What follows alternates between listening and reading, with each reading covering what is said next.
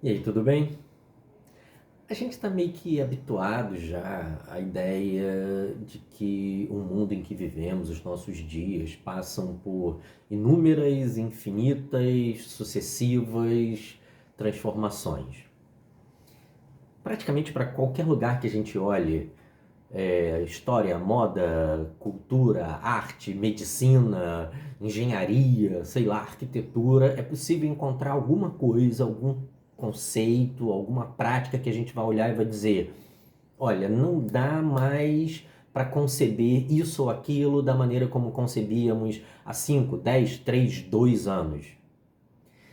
Via de regra, a gente tende a compreender essas transformações à luz da aceleração das mudanças tecnológicas, e isso é um pouco verdade, mas não é totalmente verdade, porque para que a gente aceite essas transformações, foi necessário também que a gente decidisse preferir a mudança, a transformação, a instabilidade, a estabilidade, a permanência, a tradição, por exemplo.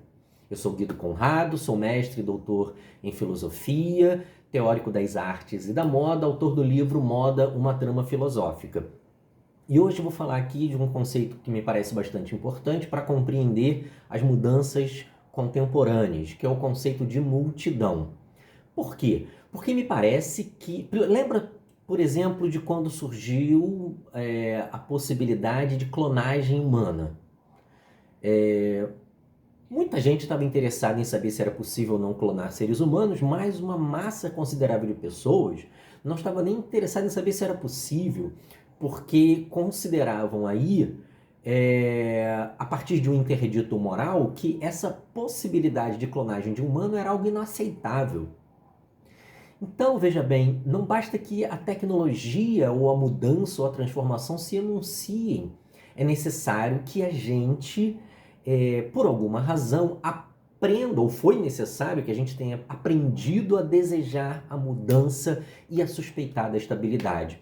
Essa transformação passa por muitas coisas, passa por muitas perspectivas e provavelmente só vai poder ser abordada a partir de muitos lugares, disciplinas, saberes diferentes, justamente por conta da sua multiplicidade. E foi por essa razão que no meu livro, Moda, uma trama filosófica, eu trouxe o conceito de multidão do filósofo e semiólogo italiano Paolo Virno, que aparece bem aqui nesse livro Gramática da Multidão, para discussão. E o que eu pretendo fazer nos próximos encontros é abordar 5 das 10 teses que o Virno trabalha aqui, para ajudar um pouco a gente a pensar em como se deu ou como se dá essa circunstância ou essas circunstâncias nas quais a gente aprendeu a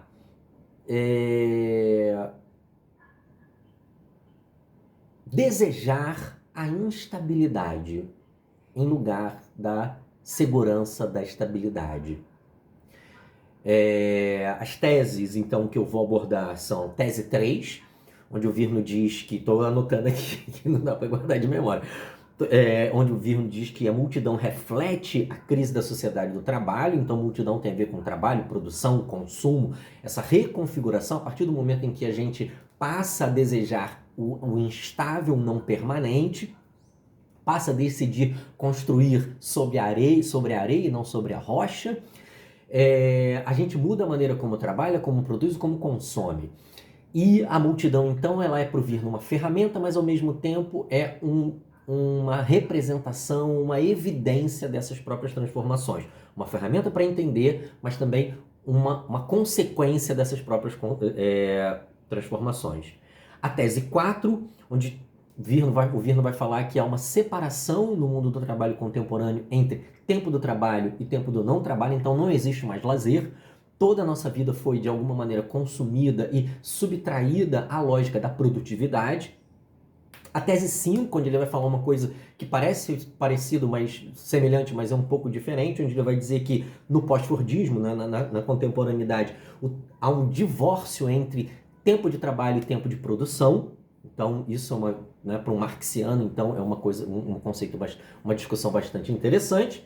A tese 8, onde ele vai dizer que na contemporaneidade todo trabalho, não importa qual seja o trabalho, por mais elementar, por mais repetitivo que seja, é sempre trabalho intelectual. Então ele pega ali de empréstimo o conceito de intelecto geral do Marx e aplica às formas de trabalho contemporâneo. E por fim, o pós-fordismo é o comunismo do capital. Eu acho que esse é o bem polêmico, é a 10ª tese. Enfim, vai ser um prazer, se você tiver interesse, participar dessa conversa. Eu devo começar abordando uma noção geral de multidão, mas não vou fazer muito isso porque eu acho que eu fiz isso bastante bem no meu livro. Vou dar uma geral e depois vou, encontro por encontro, falando de cada uma dessas teses. Então, tese 3, tese 4, tese 5, tese 8 e tese 10. A multidão reflete o nosso tempo, não há mais tempo livre, mais tempo de lazer, todo tempo é tempo de produtividade, não há mais relação entre trabalho e produção. Todo trabalho contemporâneo é intelectual, não importa quão repetitivo, manual ou simples que ele seja, e o pós-fordismo é o comunismo do capital. Até lá então, espero que você curta, vai ser um prazer ter você aqui comigo. Um abraço.